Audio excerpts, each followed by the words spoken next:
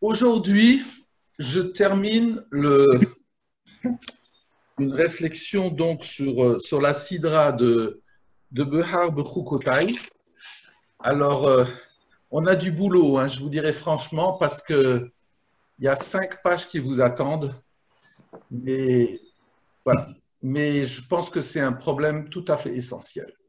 Bon, alors, attendez, il y a encore, voilà, il y a Jérusalem qui nous rejoint.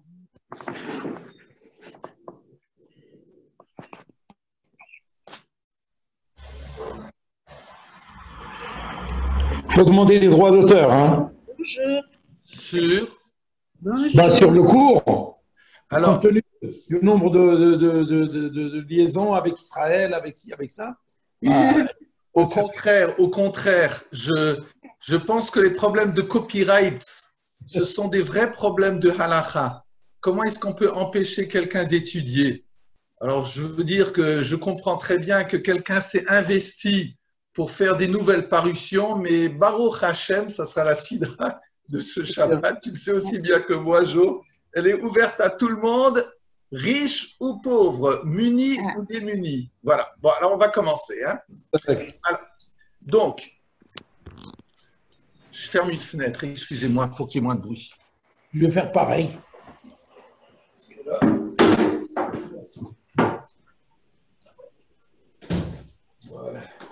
Voilà. Alors, donc, nous sommes bien d'accord. Il y a une différence fondamentale entre la Shemitah et le Yovel, et c'est ce que l'on va travailler aujourd'hui. La Shemitah, c'est la 7e année, les multiples de 7. Le Yovel, c'est la 50e année. Alors, le Yovel, on n'en parle plus du tout aujourd'hui, malheureusement. La Mishnah de Rosh Hashanah nous dit la chose suivante. Shaveh ha-Yovel Rosh Hashanah latkia velibrachot. Il y a une équivalence entre le Yovel qui est proclamé donc le jour de Kippour, et il y a une équivalence avec notre fête de Rosh Hashanah sur 2 points. L'Atkia, pour le son du chauffard, les brachot, et pour les brachot. De quel brachot parle-t-on? De quel Tkia parle-t-on? Barthénora, sur notre Mishnah, nous dit Shaveh ha-Yovel, le Rosh Hashanah l'Atkia, donc le Yovel, 50e année, il y a équivalence par rapport à Rosh Hashanah pour les Tkiot, Bipshutim. On doit sonner du chauffard pour le Yovel. Et on nous dit Rafal gav de Tkia, pardon, Bayovel, Oditfila, Volizakor, Nila, le Siman, Shiloach Avadim, Chazarot, Sadot, le Balehen. Et bien que la sonnerie durant le Yovel n'est pas une tefila, quand nous faisons la tkia de Rosh Hashanah, c'est quelque part une tefila au ribono shel olam. C'est-à-dire qu'il y a des choses que je n'arrive pas à exprimer avec mes mots, et bien peut-être un son arrive plus à exprimer ce que je ressens au tréfonds de mon âme. C'est quelque part le son du chauffard, nous dit le Barthénora de Rosh Hashanah, c'est une tefila. Et alors donc, pourquoi il y aurait équivalence pour la tkia vis-à-vis du Yovel, puisque les motifs sont totalement différents? Pour le Yovel, il n'y a pas de teshuva. Et donc, le Barthénora, je reprends la phrase. Va'afal gav de tkia beyovel lo litfila velizakaron. Et bien que la tkia du chauffard durant le jubilé n'est pas un motif de tfila, velo le zikaron, et ce n'est pas le fait d'être rappelé en souvenir devant le ribono shel olam. Et là, le siman shiluach avadim, mais en réalité, c'est le signe pour renvoyer les esclaves que je pouvais posséder. On en a parlé la 50e année, que l'esclave veuille ou non, que le patron veuille ou non, top, c'est fini, changement de vie. Vachazarot sadot le baléen, et de la même façon, c'est une tekia, parce qu'il y a les champs qui reviendront à leur patrimoine. Alors pourquoi il y a une équivalence dans le Tikiot? Continue vers Afilu Achi, que En Rosh Hashanah Bae, en réalité, les sons du shofar pour le Yovel et ceux de Rosh Hashanah, il y a une équivalence. Pourquoi? De Gamrinan Bigzera Shava à Mishvi Shvi, parce qu'il y a une équivalence de certains mots dans la phrase, Shiyu Kolat Kiot Sheba Chodesh Hashvit Shavot Zukazo, à savoir que toutes les tekiot du 7e mois sont à équivalence. Quels sont les tekiot qu'il y a le 7e mois? C'est Rosh Hashanah et le Yovel, quand il y a la célébration du Yovel. Donc le Yovel, la manifestation du Yovel, et c'est ce qu'on va voir, et quand j'ai découvert ce texte il y a quelques années, j'étais tout à fait touché, ce n'est pas du tout à la fin de Kippour, comme on le fait chaque année, où il y a le son du shofar et qui exprime la fin de Kippour. Et moi, je croyais naïvement qu'à la fin de Kippour, eh bien, le son du shofar ici aurait comme but de dire à l'esclave, il est libre, le champ retourne à son propriétaire. Pas du tout. Il dit qu'il y a une équivalence fondamentale entre le Tikiot de Rosh Hashanah et celle autre du 7e mois, celle du Yovel. Et il continue. Perush Acher la Tkiya, autre explication pour la Tkiya, le minyan à Tekiot, le nombre de Tekiot. Vous savez très bien qu'il y a des Tekiot, à Rosh Hashanah, il y a des Tekiot obligatoires qu'on doit entendre, la trentaine. Nous avons l'habitude de sonner une centaine de fois. Eh bien, figurez-vous que le jour du Yovel, donc le jour de Kippour, il y aura ce même nombre de sonneries. Et on ajoute, donc c'est ça, Shavé à Yovel Rosh Hashanah la Tekiya, l'Ibrachot. C'est quoi l'Ibrachot? Le Minyan HaBrachot. Le compte des Brachot. Vous savez très bien que notre tefila de Moussaf de Rosh Hashanah est la plus longue de l'année. Oui.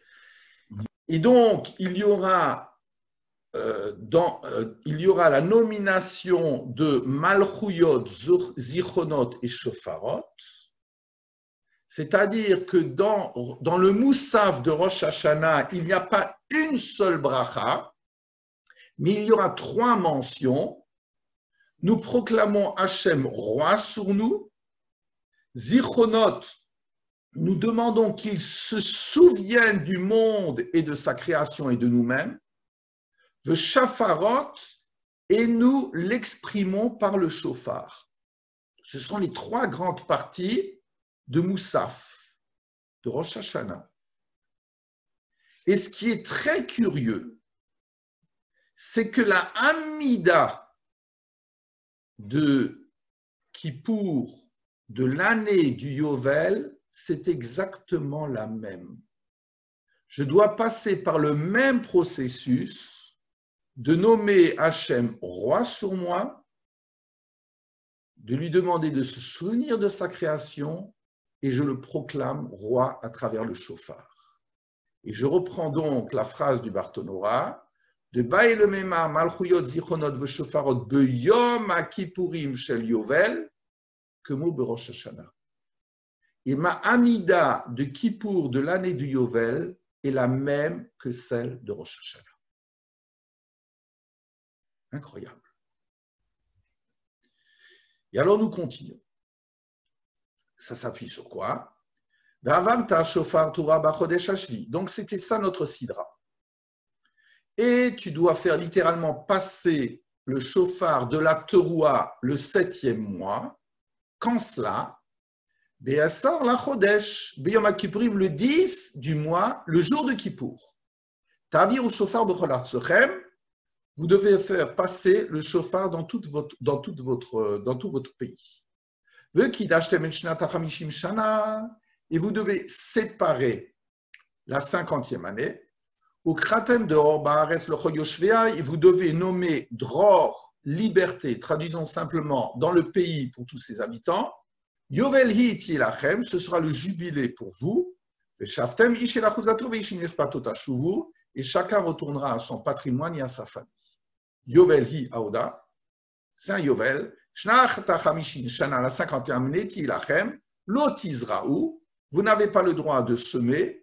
Velotiktsoro, vous n'avez pas le droit de rassembler la récolte, et se firia de ce qui pousse naturellement, velotiftsoro et nezirea, et de ce qui pousse pour les arbres et autres, vous n'avez pas le droit de les récolter. Pourquoi? Kiovelhi kodesh tilachem, parce que c'est le jubilé séparé pour vous, minasade torlu et tetsuata, et vous mangez simplement ce qu'il y a comme produit, comme les autres. Cette année-là, chacun retourne à son patrimoine. Voilà, c'est comme ça que s'exprime l'histoire du Yovel. Donc, juste, je fais la parenthèse, c'est qu'il y a 2 années qui seront chômées. La 49e année, c'est le multiple de 7 pour la Shemitah, et le Yovel, donc c'est quelque chose de très dur. Rashi, sur ce verset, il dit Beyom HaKippurim, c'est marqué Be'asar lachodesh Beyom HaKippurim. C'est redondance. L'enfant de 5 ans, il sait que le 10 du mois de Tishri, c'est Yom Kippour. Alors pourquoi tu le répètes 2 fois? Question de Rashi. Mimashma shenema Beyom HaKippurim, eni yodea shehu be'asar lachodesh. Quoi, je ne sais pas que c'est le 10 du mois. Imkein lama nemar be'asar lachodesh. Alors pourquoi c'est trop dit? Et là, l'ormalaocha tekiat asor lachodesh docha Shabbat b'chol artzuchem. Ve'en tekiat Rosh Hashanah docha Shabbat b'chol artzuchem ela bebedin bilvad. Ah, mais il y a un problème fondamental. À savoir, imaginez-vous que le 10 de ce mois, donc le jour de Kippour, c'est un Shabbat. Est-ce que je sonne toutes les sonneries ou non? Et donc, entre parenthèses, nous dit Rashi, mais vous savez très bien qu'aujourd'hui, quand il y a Rosh Hashanah qui tombe Shabbat, on ne sonne pas à cause de celui qui pourrait prendre son chauffard pour aller apprendre. Ce qui est un sujet très intéressant. Pourquoi est-ce qu'on se soucie de celui-là alors qu'on a tellement à exprimer de choses au Ribono Shel Olam? Problème en tant que tel. Mais, c'est ça ce que nous dit Rashi. Pourquoi est-il dit à la fois le 10 du mois et le jour de Kippour? C'est pour t'apprendre que la tekiya du 10 du mois repousse le Shabbat dans toute votre terre. Alors que cette même tekiya de Rosh Hashanah ne repousse pas Shabbat dans tout le pays, sauf au Beddin, donc à Jérusalem, où là on sonnait, dans le Beth Amikdash, et pas ailleurs. Donc, il y a vraiment une particularité dans la sonnerie de Kippour pour l'année du Yovel. Et la Gemara nous dira, donc dans la Gemara de Rosh Hashanah, Tanu Rabbanan Yovelhi, Afapi est là, et c'est là où je voulais arriver. Incroyable. Il y a un enseignement du Mishnah, je vais ralentir. Nos maîtres nous ont enseigné, Yovelhi, c'est le Yovel. Il y a une discussion entre nos maîtres. Est-ce que c'est le Yovel dans toutes les circonstances ou pour qu'il y ait une année du Yovel, il faut réaliser certaines choses? C'est cela l'enjeu de la Gemara. Donc, je vous donne la référence. Rosh Hashanah, page 9. Voilà la Mishnah. Nos maîtres nous ont enseigné Yovelhi. Vous voyez bien qu'il y a une redondance. Je vous l'ai mis en gras. Yovelhi. D'accord? Voilà. Pourquoi tu répètes Yovelhi? Mais tu l'avais dit, Tavir Shofar Be'atzochem, Yovelhi. C'était déjà dit. On n'a pas affaire à des imbéciles. À 2 lignes de différence. Pourquoi cette répétition? Alors voilà l'enjeu. Yovelhi. Afal pi shelo shamtu. Afalpi shelo tak'u. Il faut faire 3 choses pour le Yovel. il faut chômer, donc je ne travaille pas la terre, comme une shmita. Il faut faire la tkiya et il faut renvoyer les esclaves. 3 choses à réaliser. Si maintenant je ne réalise pas ces 3 choses, ou je ne réalise pas une de ces 3 choses, est-ce que malgré tout c'est le Yovel ou non? C'est ça l'enjeu de notre Gemara. Première opinion, Rabbi Yehuda. Il nous dit, c'est le Yovel, Afalpi shelo shamtu, même si je n'ai pas renoncé à travailler à ma terre, Afalpi shelo taku, même si je n'ai pas fait le tekiyot. Yachol afalpi shelo shalchu. Et si je n'ai pas renvoyé les esclaves, est-ce que c'est le Yovel? Talmud lomar hi. Non, d'après Rabbi Yehuda. Si l'ensemble du peuple d'Israël n'a pas renvoyé les esclaves, ce n'est pas le Yovel. Donc Rabbi Yehuda nous dit que c'est le Yovel, même si j'ai enfreint l'ordre de ne pas travailler, donc j'ai travaillé ma terre, même si je n'ai pas sonné. Mais si j'ai refusé de renvoyer, ce n'est pas le Yovel. Opinion de Rabbi Yehuda.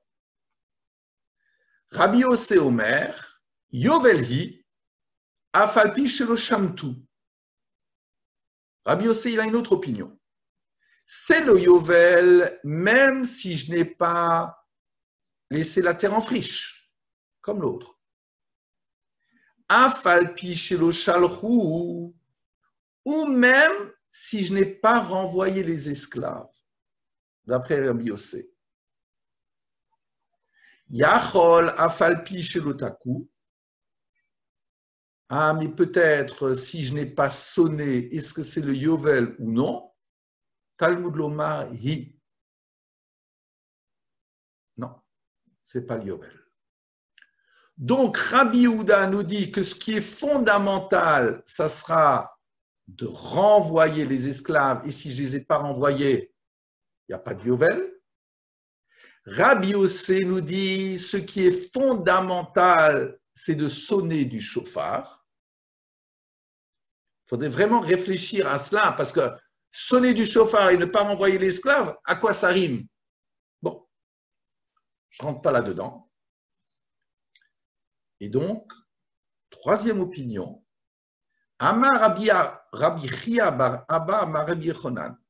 Rabbi Chia bar Abba nous dit au nom de Rabbi Yochanan, troisième opinion, Zo divrei Rabbi Yehuda ve Rabbi Yossé, ça, ce qu'on avait jusqu'à présent, c'est les opinions de Rabbi Yehuda et de Rabbi Yossé. Aval Chachamim Omri, mais nos maîtres nous disent, Shloshtan Akevot Bo, les 3 empêchent la notion du Yovel. C'est-à-dire, si je n'ai pas fait la Shemitah, si je n'ai pas fait la Tkiya, ou si je n'ai pas renvoyé les esclaves. Ça, c'est l'opinion de Rabbi Yehuda, de Rabbi Yossé. Regardons la halacha. Rambam. Dans Ilchot, Shemitah ve Yovel. Voilà ce que l'on dit. Il reprend tout le sujet. Mitzvah taseh litkwa b'shofar ba'asiri le Tishri. C'est une mitzvah positive du sonner du shofar le 10 du mois de Tishri, Bishnat HaYovel, durant l'année du jubilé. Ou mitzvah zo mesura le beddin techila. Et cette mitzvah incombe d'abord au beddin, donc à Jérusalem, en premier lieu. V'chol yachid v'yachid chayav litkwa. Et chaque individu doit sonner. Chez Nehemar, parce qu'il est dit Ta'avir au shofar, vous ferez passer le son du shofar. V'tokin ba shofar tesha. Et il doit y avoir les 9 sons de base durant ce 10 Tishri, que Deresh et Tokin Berosh Hashanah, comme c'était les 9 sons de Oraïta pour Rosh Hashanah, ou Ma'avirin Shofar Bechol Gevul Israël, et dans tout l'espace du peuple d'Israël, on doit faire passer le son du shofar. Très clair. Et le Rambam continue. Shofar chez la Yovel ve chez le Rosh Hashanah echadou l'chol davar. Le shofar pour le Yovel et pour Rosh Hashanah, c'est le même. Il y a des discussions dans la Gemara pour savoir quelle est l'origine de la bête. Voilà, c'est le même. Ve'echad ha-Yovel ve'echad Rosh Hashanah litkiot. Et il y a une équivalence pour le Yovel, pour le Jubilé et pour Rosh Hashanah pour le nombre des sonneries. Et là, chez Yovel, Tokin, Ben Bebeddin, chez Kidushu, Bo et Achodesh, Ben Bebeddin, chez Lo Kidushu et Achodesh. Mais, pour le Jubilé, on doit sonner que le Beddin est consacré le mois ou non. Pas d'importance à ce niveau-là, il faut sonner.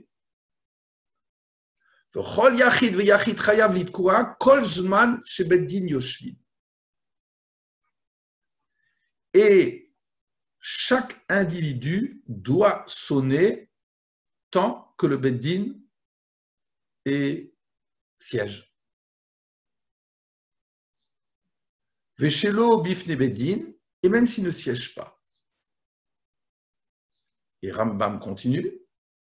ובראש השנה שחל להיות בשבת לא היו תוקין אלא בבית דין שקידשו את החודש. À Rosh Hashanah, quand il tombe le Shabbat, on ne sonne que dans le Beit Din qui a notifié le mois, quand il y avait les témoins, etc.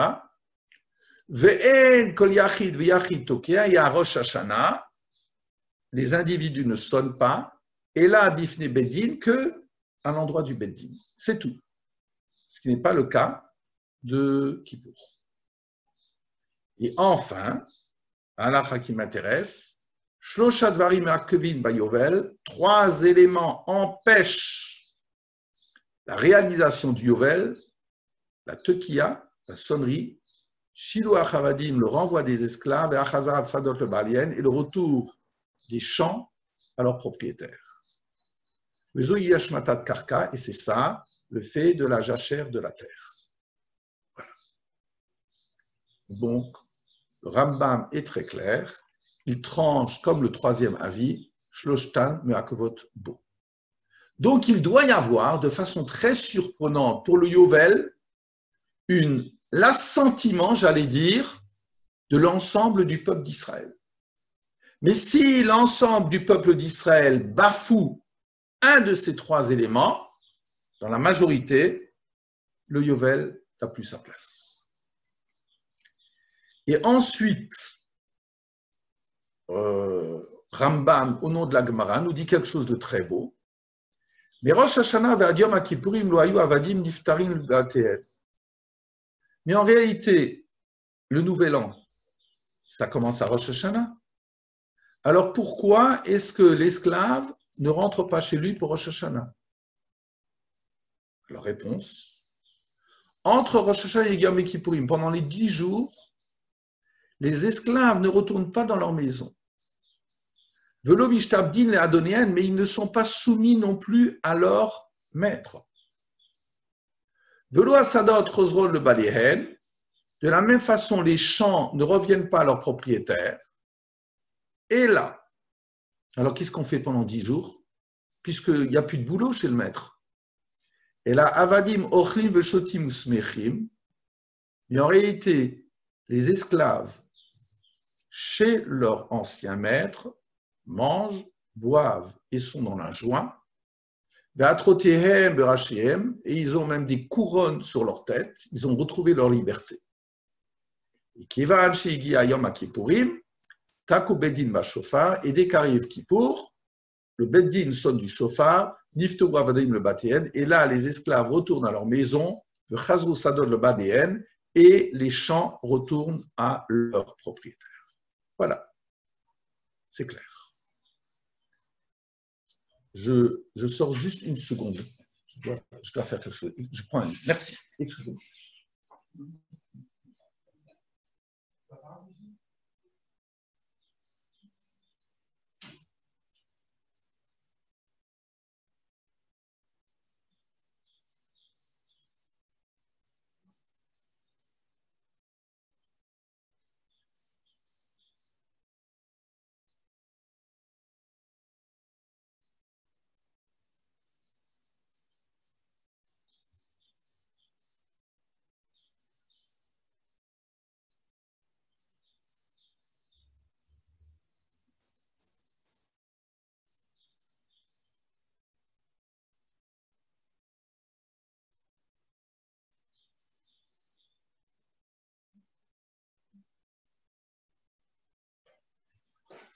Voilà.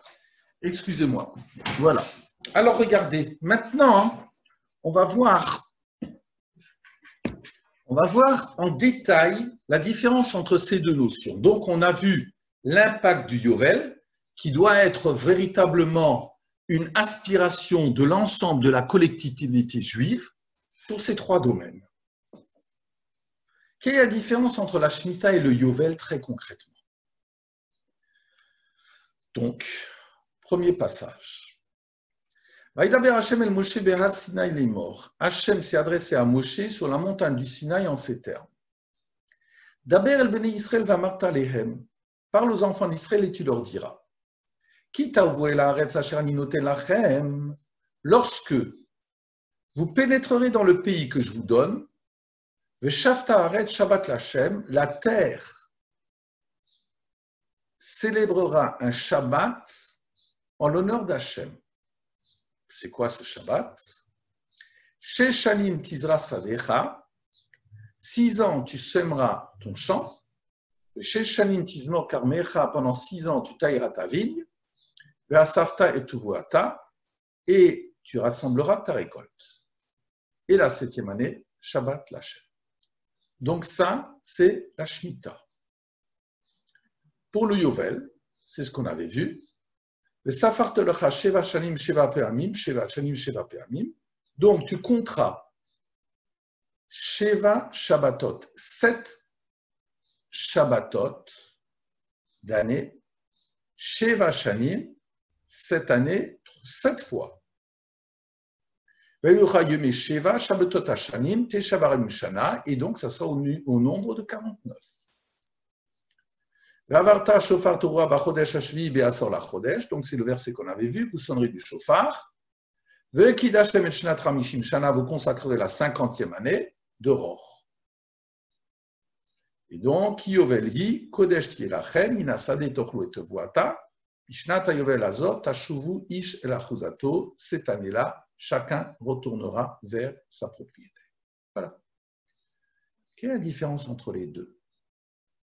Est-ce que, en d'autres termes, est-ce que le Yovel est une Shemitah renouvelée où effectivement je n'ai pas le droit de travailler mon champ? Regardez, comme il est dit, Yovelhi Shnat HaChamishim Shanat Yelachem, Lo Tizra'u, vous ne semerez pas, Velo Tiktsoru, vous ne moissonnerez pas.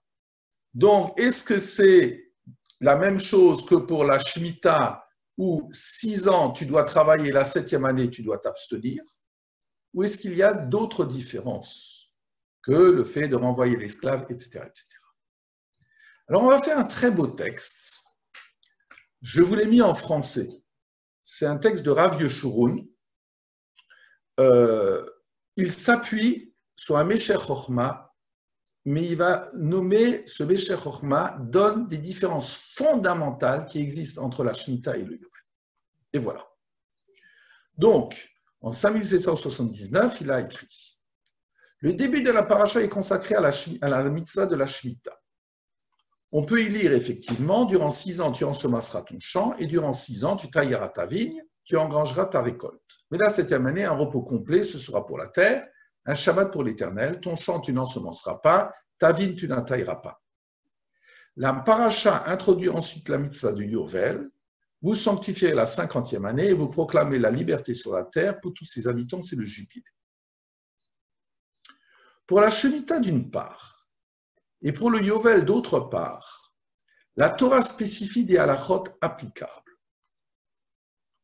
Lors de la Shemitah, la terre reste en jachère, l'accès aux champs est totalement libre, les pousses naturelles n'ont plus de propriétaire et peuvent être prises par quiconque, quelque chose qu'on n'a pas vu pour la Shemitah, les dettes sont annulées. Aujourd'hui, il y a une cérémonie que l'on fait au Beddin, mais je ne vais pas rentrer dans la façon dont c'est fait aujourd'hui, mais la Shemitah, tous les 100 ans, il y a une annulation des dettes. Pour le Yovel, regardez, la terre reste en jachère, c'est identique. On sonne du chauffard, différence. Les esclaves sont affranchis, différence. Les terres cédées reviennent à la famille qui en était initialement propriétaire, selon l'attribution ayant prévalu au moment du partage de la terre d'Israël à l'époque de Yehoshua. Rashi Vaïkra, inspiré du Sifra, relève que la notion de Shabbat l'Hachem, Shabbat pour l'Éternel, utilisée pour qualifier l'année de Shemitah, si vous vous rappelez, on l'avait mis en gras, une seconde, c'est plus bas, Shabbat l'Hachem. Ça, c'est pour la Shemitah. Ce terme-là n'est pas employé ici. Et donc, voilà ce qu'il dit. Rashi relève que la notion de Shabbat l'Hachem, utilisée pour qualifier l'année de la Shemitah, renvoie au Shabbat Bereshit, le Shabbat de la création. Et c'est ce que dit Rashi. Le Shem Hashem, c'est-à-dire Shabbat l'Hachem, tu dois observer un Shabbat en l'honneur de Dieu. Le Shem Hashem, que Shem Shenemar be Shabbat Bereshit, c'est-à-dire pour le nom d'Hachem, de façon analogue à ce qui est écrit à propos du Shabbat de la création. On va parler de cela. Le lien entre le Shabbat Bereshit et la Shemitah, qui est également appelé Shabbat, on avait vu, demeure pour autant explicité. Quel est le rapport entre le Shabbat Bereshit et le Shabbat l'Hachem de la Shemitah? On y viendra après. Ça, c'est une spécificité pour la Shemitah, je le répète. Le Sifra 27 pose par ailleurs en commentaire du verset de Vaïkra 2 questions auxquelles il répond dans la foulée. Les esclaves sont libérés l'année de Yovel, mais pas l'année de la Shemitah. On l'a bien vu. Pourtant, par raisonnement, on aurait abouti à une conclusion différente.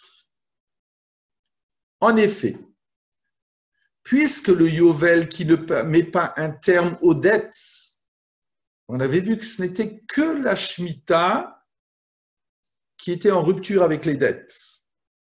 Or, puisque le Yovel qui ne met pas un terme aux dettes permet pour autant de libérer les esclaves, n'est-ce pas le cas également pour la Shemitah qui vaut caducité de tous les emprunts en cours? À plus forte raison.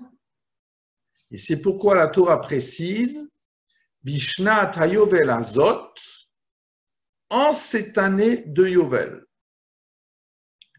Elle signifie par là même que ce n'est qu'en année de Yovel que les esclaves sont libérés et pas en année de Shemitah. Donc, résumons, l'année de Yovel, libération des esclaves, l'année de Shemitah, aucune libération des esclaves, mais par contre, pour l'année de Shemitah, annulation des dettes, et pas l'année de Yovel. Regardez ce paradoxe, c'est un chassé-croisé. Ça, c'est pour Jean Bernard, ces problèmes-là. Comme il fait un travail très discret auprès des prisons et autres, voilà, pour tous les problèmes d'emprunt et autres. Alors, regarde Jean Bernard. Les emprunts sont annulés l'année de Shemitah, mais pas l'année de Yovel. Pourtant, par raisonnement, on aurait abouti à une conclusion différente. En effet, puisque la Shemitah qui ne génère pas la libération des esclaves, cette même Shemitah permet cependant de frapper de nullité les emprunts. N'est-ce pas le cas également pour le Yovel qui provoque la libération de tout esclave? J'aurais dit à plus forte raison. Si déjà tout esclave retrouve la liberté, ce qui n'est pas le cas de la Shemitah, et comme durant l'année de la Shemitah, il y a l'abrogation de mes dettes, j'aurais dit qu'à plus forte raison, les dettes sont abrogées l'année de Yovel. C'est pourquoi la Torah précise, Vezedvar HaShemitah, c'est là la spécificité de la Shemitah. Elle signifie par là même, d'après la Gemara, que ce n'est qu'en année de Shemitah que les dettes sont annulées et pas en année de Yovel. Vraiment bizarre. Alors voilà.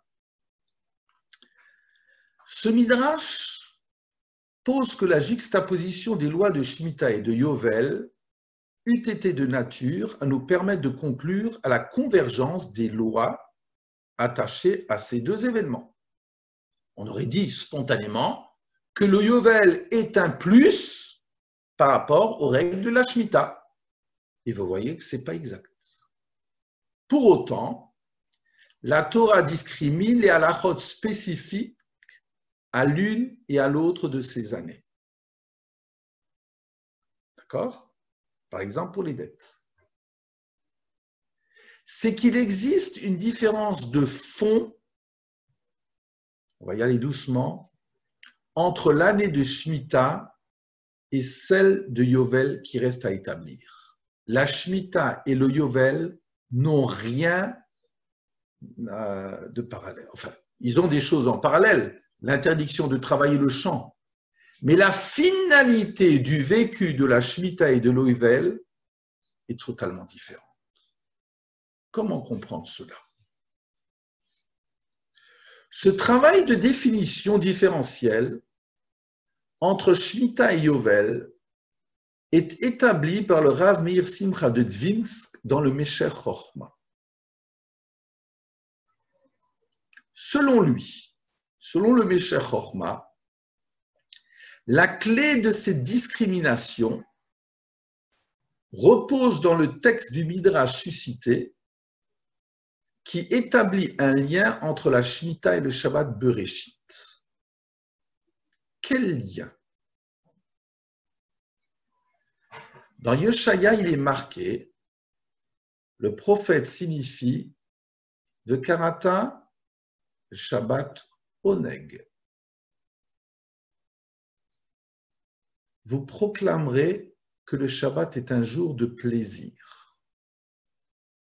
Oneg Shabbat.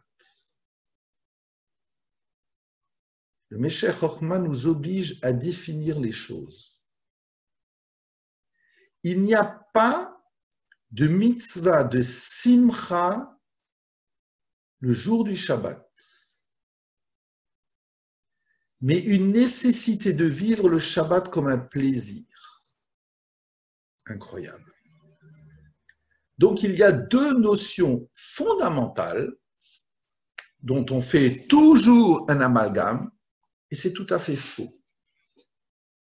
Il y a la notion du Oneg Shabbat et il y a la notion de la Simcha. Du point de vue de la Halacha, le Shabbat doit être vécu comme le Oneg, mais du point de vue du Shabbat, je n'ai pas forcément besoin d'être dans la Simcha. Alors comment peut-on avoir du plaisir de ce jour de Shabbat sans être dans la Simcha? Comment cela? C'est ça la question. Je vous donne un exemple du point de vue de la halakha. Bar Minan, vous savez très bien que quand quelqu'un est en deuil et que pendant les 7 jours de deuil, il y a le Shabbat, il y a une interruption du deuil, mais Motsei Shabbat, le deuil reprend pour achever les 7 jours. Et lorsqu'arrive une fête, qu'est-ce qui se passe? La fête casse le deuil. Je me rappellerai toujours, puisque j'ai mentionné des gens auxquels je dois tant, le Ramin Pérez, qui une fois, il était assis Shiva, je suis allé le voir, il venait de perdre sa sœur, et c'était très peu de temps avant Pessah, et il m'a dit, Claude, tu ne sais pas combien c'est difficile, alors que j'ai eu quelques heures pour m'asseoir, pour pleurer ma sœur, combien c'est difficile de se lever et voilà, que tout soit terminé parce qu'il y a le Yom Tov qui arrive. C'est un acte d'héroïsme. Vous voyez, il y a quelque chose de fondamental. Le Yom Tov casse le deuil, c'est un des exemples, ce qui n'est pas le cas de Shabbat. Pourquoi? Shabbat est le jour d'Oneg. La distinction entre Shabbat, au cours duquel nous devons sentir un Oneg, et Yom Tov, au cours duquel c'est la simcha que nous sommes tentés de vivre, relève-t-elle de la pure sémantique ou s'agit-il d'une différence de fond? C'est ça le problème. Il y a la simcha du Yom Tov et le Oneg du Shabbat. Deux catégories totalement différentes. Le texte précise dans Shemot Ki sheshet yamim asa Hashem et hashamayim et haaretz et hayam et kol asher bam vayala bayom hashvi al ken birach Hashem et yom hashabbat vayikodeshihu. 46 jours, l'Éternel fit les cieux et la terre, la mer et tout ce qui est en elle. Il se reposa le 7e jour. C'est pourquoi l'Éternel bénit le jour du Shabbat et le sanctifia. C'est donc l'action de Dieu par excellence, à savoir la création du monde, qui est la référence du commandement du Shabbat. C'est ce qu'on dit dans le Kiddush. Ki sheshet yamim asa Hashem et hashamim et haaretz et hayam et kashabam. Pourquoi j'observe le Shabbat? Parce que Dieu a créé le monde, il a arrêté de fabriquer quelque chose le Shabbat.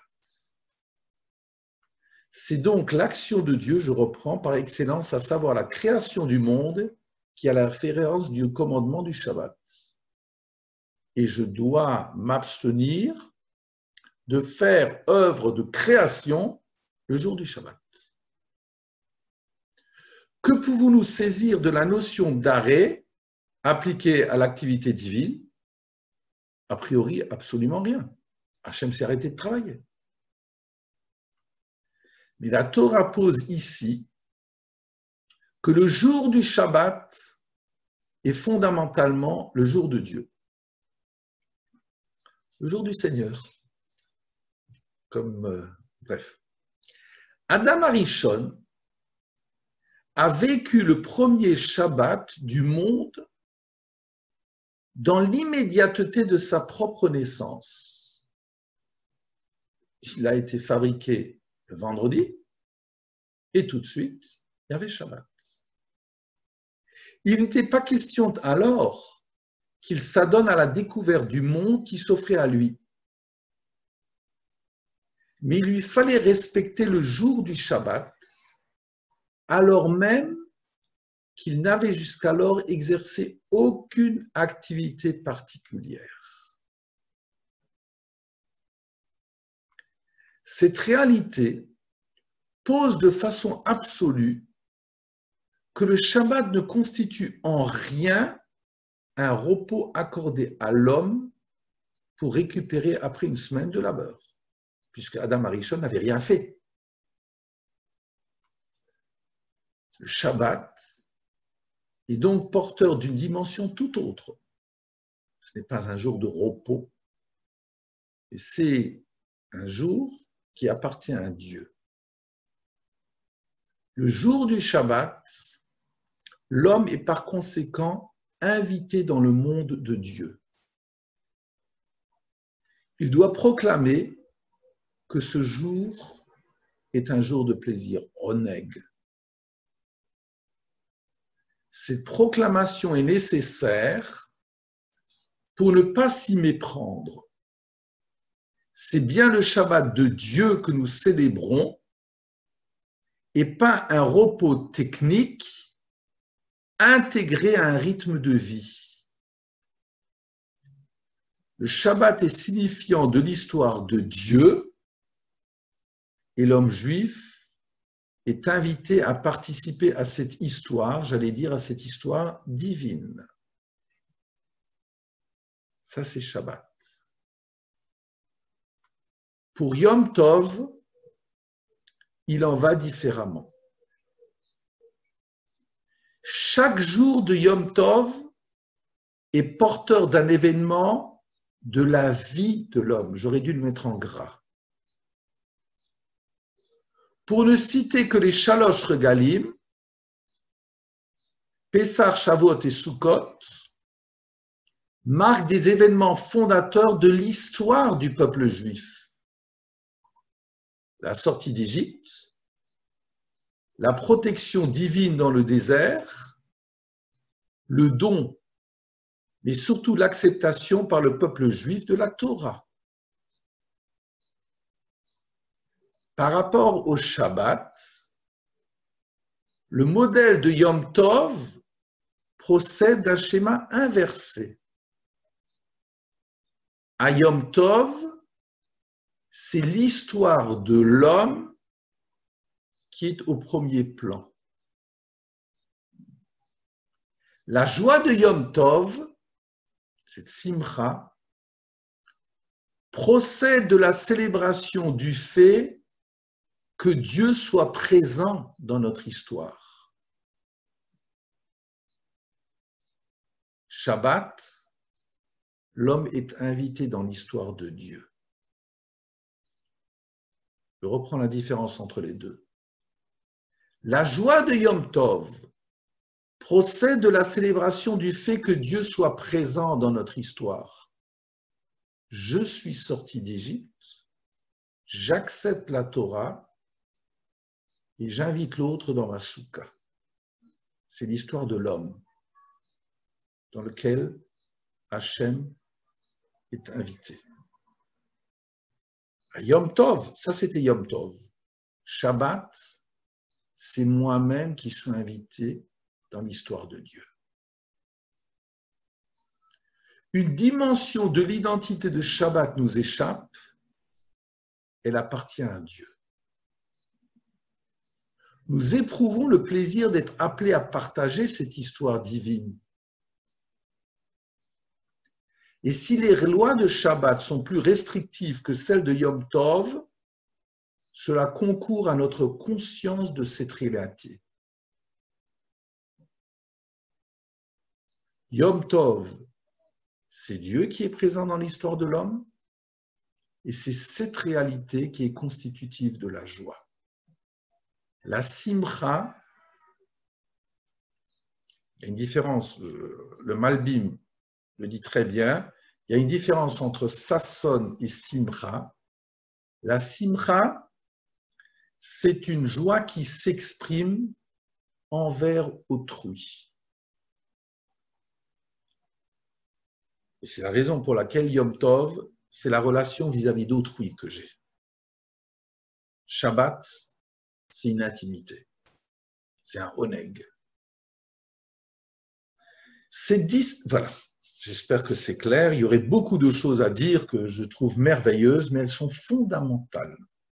Et c'est la raison pour laquelle Shabbat, normalement, on ne sort pas, on est chez soi-même, on est replié sur soi-même. Yom Tov, c'est l'ouverture à autrui. Deux schémas totalement différents. Shabbat, c'est la relation dans le sens vertical, Yom Tov, horizontal. Et donc, nous dit le Mesher Chochma, qui est très bien traduit par Rav Yeshurun, cette distinction entre Shabbat et Yom Tov, nous la retrouvons lorsqu'on établit une comparaison entre la Shemitah et le Yovel. Comment cela? La Shemitah s'impose tous les 7 ans sans que l'homme ait à intervenir. Vous avez sonné? Il y a eu un Beddin? Rien. C'est en ce sens que la Shemitah est apparentée au Shabbat Bereshit. Pour le Yovel, il en va différemment. Il y a une mitzvah qui appartient au Beddin de proclamer le Yovel. Au Kratem de Ror, vous proclamerez la liberté. L'intervention humaine est nécessaire l'année de Yovel. Et rappelez-vous de cette Gemara de Rosh Hashanah que l'on a vue, dans la page 9, si la majorité du peuple ne renvoie pas, si la majorité du peuple ne sonne pas, si la majorité du peuple n'observe pas la Shemitah, enfin, les règles afférentes à la récolte, plus de Yovel. Parce que le Yovel, c'est l'histoire de l'homme. Et donc, le Mesher Chochma nous dit, nous offre une grille de lecture extraordinaire, que la Shemitah, c'est l'histoire de Dieu, si je peux m'exprimer ainsi, et le Yovel, c'est l'histoire de l'homme. Et donc, le second Midrash étudié pose les différences de halakha entre la Shemitah et le Yovel. Vous vous rappelez, on avait vu les différences entre les deux. Il va les détailler. Dans l'approche du Mesher Chochma, la discrimination halachique procède, c'est-à-dire pourquoi est-ce que la question c'était pourquoi à la Shemitah il n'y avait pas radicalement, par exemple, le renvoi des esclaves, mais il y avait l'annulation des dettes. Et pourquoi pour le Yovel il n'y avait pas d'annulation des dettes, mais il y avait le renvoi des esclaves, la chasse et croisée. Alors donc, on reprend. À ce titre, alors, excusez-moi, dans l'approche du Mesher Chochma, la discrimination halachique, entre guillemets, procède d'une conséquence de la différence d'identité établie entre la Shemitah et le Yovel. Toute l'année, les propriétaires terriens doivent se préoccuper des indigents parmi le peuple. À ce titre, ils sont soumis aux mitzvot posant les cadeaux réservés aux pauvres. Les quêtes, donc les épis qui sont tombés au sol au moment de la récolte, doivent y être laissés afin que les pauvres puissent se les approprier. La shirra, les épis oubliés sur le parcours de récolte resteront non récoltés afin que les indigents puissent s'en saisir. La PA, les coins du champ doivent rester non récoltés et la production corrélative est réservée aux nécessiteux. Dans ce cadre, les propriétaires sont investis de devoir combler les carences matérielles des personnes dans le besoin. Je dois combler les carences. Pour autant, celles-ci sont nourries exclusivement de sous-produits de l'exploitation qui, s'ils octroient une subsistance aux pauvres, stigmatisent pour autant leur différence avec les personnes aisées. c'est-à-dire qu'il y aura toujours le maintien du riche et du pauvre pendant toute l'année. Le pauvre se rendra sur le terrain une fois celui-ci déserté par son propriétaire, la récolte achevée. Pendant toute l'année donc, le problème matériel du pauvre est résolu, mais celui-ci reste en marge. Privé de toute interaction sociale avec la classe supérieure. La dignité personnelle du pauvre n'est pas recouvrée. Il reste pauvre. Il bénéficiera de l'Eket Shira au PA, du Maaser Ani, pas plus. La paracha précise V'haïta Shabbat haaretz lachem le'ochla lecha u'lavdecha v'lamatecha v'liskircha u'tashvar hagarim imach. Le repos de la terre, pour la Shemitah donc, maintenant, alors ça c'était, jusqu'à présent, il ne l'a pas assez bien dit, jusqu'à présent c'était pour toute l'année, où toute l'année il y avait cette différence entre le riche et le pauvre, qui était maintenue, même si le pauvre avait des droits. La 7e année, l'année de la Shemitah, le repos de la terre sera pour manger, pour vous, pour toi, ton esclave, ta servante, ton employé et pour ton résident qui habite avec toi. Rashi Adlokum cite le Sifré, Hare Baalim Va'avadim j'arrive pas, Ushfachot Amurim Kan. Les propriétaires, les esclaves et les servantes sont mentionnés ici ensemble pour la Shemitah. L'année de la Shemitah, les produits de pousse spontanés sont permis à tous. Riches et pauvres se retrouvent ensemble pour manger la même chose au même endroit.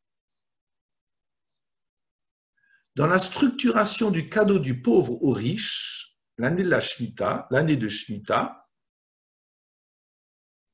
il ne s'agit pas d'une thématique de la pauvreté inscrite dans une approche institutionnalisée. Il s'agit du rapport aux pauvres, d'une occasion donnée pendant une année d'engager une relation véritable avec le pauvre. Une relation abstraite des barrières conventionnelles sociales. Le propriétaire, donc la Shemitah, le propriétaire terrien et le pauvre partagent des moments ensemble, se rapprochent dans un même lieu pour consommer les mêmes aliments. On assiste de fait, au travers du respect de la mitzvah de la Shemitah, à la mise en place du contexte nécessaire à la construction d'une relation de fraternité avec le pauvre. Le pauvre vit une difficulté. Il est de facto exclu de la société. On ne consulte pas son avis pendant toute l'année. La Gemara de Nedarim 64b dira de lui, Nershav Kemet, qu'il est assimilable à un mort. Un pauvre est assimilable à un mort du fait, pourquoi? Du fait qu'il n'influe pas sur la marche du monde. Voilà. Il s'agit ici donc, au travers de la mitzvah de la Shemitah, de redonner aux pauvres sa place de frère. On comprend dès lors pour quelles raisons les dettes sont annulées l'année de Shemitah. Les contrats d'emprunt constituent un stigmate de la relation de subordination entre le riche et le pauvre. Ce rappel entraverait la rencontre entre les impétrants de ces deux couches sociales mutuellement exclusives. Et la persistance d'une dette procéderait d'un contresens dans la relation entre riches et pauvres, qui doit émerger en allée de Shemitah et qui a pour objet de permettre aux pauvres de retrouver sa dignité. C'est donc cela l'expérience de la Shemitah. Dans la mesure où l'enjeu de cette année de Shemitah est de permettre aux pauvres de retrouver un statut de frère au sein du peuple, les actions afférentes sont imposées par Dieu aux riches. Celui-ci doit se plier à la perspective du monde vu par Dieu. L'avis du riche n'est pas sollicité. La Shemitah s'impose d'elle-même au même titre que le Shabbat Bereshit. Pour Shabbat Bereshit, moi Dieu, je ne t'ai pas demandé ton avis, c'est Shabbat, ce n'est pas un problème de repos. Eh bien, de la même façon, pour la Shemitah, je ne te demande pas de sonner du chauffard, ce n'est pas ton problème. C'est un état de fait. Shabbat l'Hachem. Voilà. Et donc, comme c'est Shabbat Hachem, ce référent-là, ça sera celui-là. Et donc, il y aura la brisure de toutes les dissensions sociales. Donc, abrogation des dettes aussi. Pour le Yovel, l'enjeu est différent. Cette année-là, les esclaves sont libérés. Malgré eux. Tout Éved ivri, esclave hébreu, est affranchi. Qui est le Éved ivri? Il s'agit d'un juif qui a volé, qui s'est approprié un bien qui n'était pas le sien et qui n'est pas en mesure de rembourser l'objet de son forfait tel que la Torah l'exige de lui. N'ayant pas les moyens de s'acquitter de sa dette, il devient le serviteur de sa victime. Et la Gemara établit à propos de ce serviteur, Tanu Rabanan, Kitov lo yimach. Yimach b'ma'achal, imach b'mishte, chez le teé ata ochel pat nekia, vous ochel pat kikbar. Ata shote yayin yashan, vous shote yayin chadash. Ata yashen al gabe mochim, vous yashen al gabe tefen. Mikan amrou, kol hakone eved ivri, que connaît Adon le Hatzmou. Traduction de cette Gemara. Il a été enseigné dans une braïta. Ce sera bien pour lui avec toi. Il vivra imach avec toi. D'accord? Kitov lo imach. Il y aura du bien pour lui, pour cet esclave, avec toi. C'est quoi avec toi? Donc, avec toi pour la nourriture, avec toi pour la boisson, l'esclave et le maître. Que tu ne te nourrisses pas de pain fait de farine pure et lui de pain fait de farine de qualité moindre. Tu n'as pas le droit de faire la différence. Que tu ne bois pas du vin vieux et lui de la piquette. Tu n'as pas le droit de dormir sur un couchage confortable et lui sur de la paille. C'est pourquoi nos sages ont enseigné quiconque acquiert un évêque ivri, un esclave juif, c'est comme s'il acquérait un maître pour lui-même. Voilà les relations que je dois avoir à mon esclave. D'une part, le maître doit donc traiter son serviteur avec des égards, et d'autre part, il doit l'affranchir au bout de 6 années.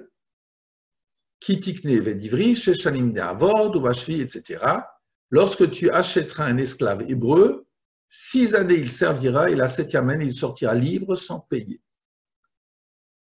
En cas de refus du évêque d'être libéré au bout de 6 ans, son affranchissement lui sera imposé l'année du Yovel. de façon permanente, la dignité du Éved est préservée par les lois qui encadrent son statut. Par ailleurs, si on impose au Éved son affranchissement l'année du Yovel contre son gré,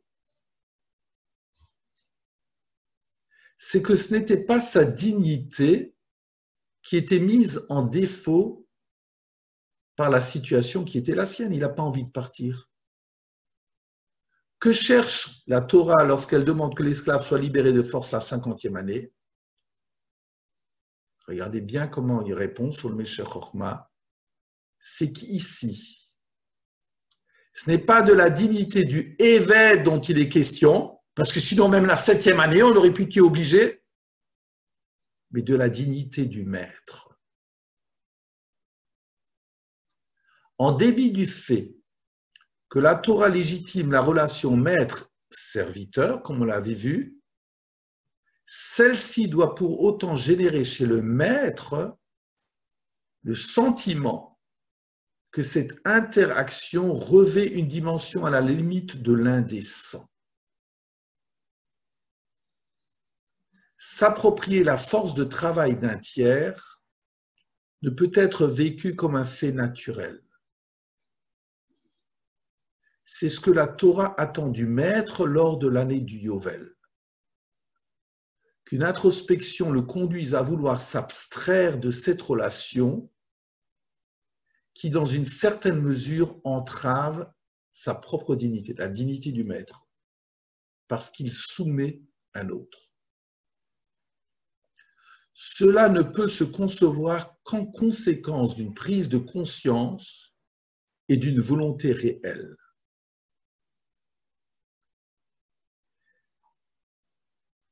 Une prise de conscience et d'une volonté réelle. Je ne peux pas te l'imposer de l'extérieur. C'est la raison pour laquelle le fait que toi, tu te sens indigne d'écraser l'autre, personne ne peut te le dire. C'est la raison pour laquelle l'année du Yovel exige une intervention humaine. Dieu ne peut imposer aux riches de prendre du recul sur la relation de subordination d'individus dont il est à l'origine. Cela doit procéder de sa propre volonté. Par extension, c'est ce que l'on attend de tout être qui assume un positionnement hiérarchique comme l'employeur ou le chef de famille. Dernière ligne. La Torah est profondément attachée à la dignité de chaque homme. L'année de la Shemitah consacre celle du pauvre, l'année du Yovel, celle du riche. Voilà. Donc j'ai voulu absolument vous faire découvrir ce Meshech Chochma qui a été très très bien traduit par Rav Yeshurun de Marseille.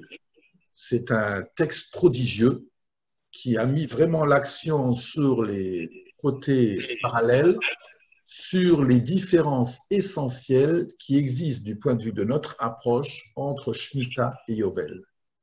La Shemitah, ça sera l'histoire de Dieu. Le Yovel, c'est l'histoire de l'homme. La Shemitah, c'est un problème vis-à-vis d'un oneg que je ressens dans ma relation à Dieu. Et la Simcha du Yom Tov, c'est la relation que j'ai dans mon don vis-à-vis d'autrui. Voilà. J'en ai terminé. Est-ce qu'il y a des questions techniques? Oui, Claude. Oui. Pour en revenir aux 4 coins qui ne sont pas récoltés, aux épis qui tombent le long de la route pour aller au moulin, probablement. Je crois que ça fait partie d'un long processus puisqu'il y a encore le prélèvement de la dîme qui se fait au moment où le blé arrive au moulin. Et au moment où nos épouses font la chala, elles prélèvent aussi, c'est aussi la symbolique du prélèvement de la dîme, n'est-ce pas? C'est le prélèvement qu'on donne au Kohen. Puisque, en réalité, lorsque j'ai une récolte de 100 kilos, je donne 2% au Kohen, 1/50, donc 2 kilos. Ensuite, des 98 kilos qui me restent, je donne le Maaser Rishon, la première dîme au Lévi, 10%, donc 98 moins 9,8. Ensuite, il y a un deuxième Maaser, et ce deuxième Maaser, ça dépend des années. Sur un cycle de 7 ans, on élimine la 7e année puisqu'il n'y a pas de récolte, comme on l'avait vu, l'année de la Shemitah. Et là-dessus, la première, deuxième, 4e et 5e année, oui, ça, c'est ce qu'on appelle le Maaser Sheni. Cette année-là, donc ce deuxième Maaser, je dois le consommer à Jérusalem, obligatoirement, puisque je dois vivre dans la Kedusha de cette ville-là. Et cet argent me sert à acheter ma nourriture pour cela. Comme la nourriture ou comme la récolte vient au fur et à mesure, au maximum, il y aura un investissement dans certaines pièces et la somme sera dépensée à Jérusalem. 1, 2, 4, 5. La 3e et la 6e année, il y a de nouveau un prélèvement de 10% de ce qui reste, mais ce n'est pas pour ma pomme, ce n'est pas moi qui en suis le bénéficiaire, c'est ce qu'on appelle le Maaser Ani. Intégralement, ça va aux pauvres. D'accord. Donc, sur les 100 kilos, tu enlèves 2 kilos, tu enlèves 9,8 et du reste, tu enlèves de nouveau 10%. Donc, 1, 2, 4, 6, ces 10%-là, je les dépense à Jérusalem pour vivre dans cette atmosphère de spiritualité. 3, 6, c'est pour le pauvre. D'accord? Maintenant, tu peux me poser parfaitement la question qui est très légitime, que je ne suis plus un cultivateur. Et donc, parmi ces dons qui étaient importants, qu'est-ce qu'il en reste aujourd'hui? Alors, tu auras l'histoire du Maaser, mais en réalité, le Maaser d'aujourd'hui par rapport à nos gains dans notre fiche de salaire n'ont rien à faire avec le Maaser qui était le Maaser au moment agricole. Bon, c'est bien de le faire. Comment est-ce qu'on le fait? Bon, ça, il y a énormément de questions-réponses sur tous ces sujets-là. Est-ce que je le fais avant d'avoir certaines dépenses, après, toutes les questions que l'on a sur la notion du Maaser. À quoi peut être utilisé le Maaser? Bon. D'accord, voilà. Ce sont des... Hein? Voilà. Merci, merci. Je t'en prie. Est-ce qu'il y a d'autres questions? Oui, j'aurais une petite question. Oui. Lorsque l'esclave est libéré, où est-ce qu'il passe Kippour? S'il fait les jours entre Rosh Hashanah et Kippour chez son maître. Le jour de Kippour, il est encore chez son maître. Il est encore chez son maître. Ah, mais c'est ça qu'on disait. Oui. Ça, et moi, je voulais... Oui, pourquoi? Parce qu'en réalité, on veut qu'il y ait un nouveau type de relation qui s'inscrive dans l'existence et du maître et de l'esclave.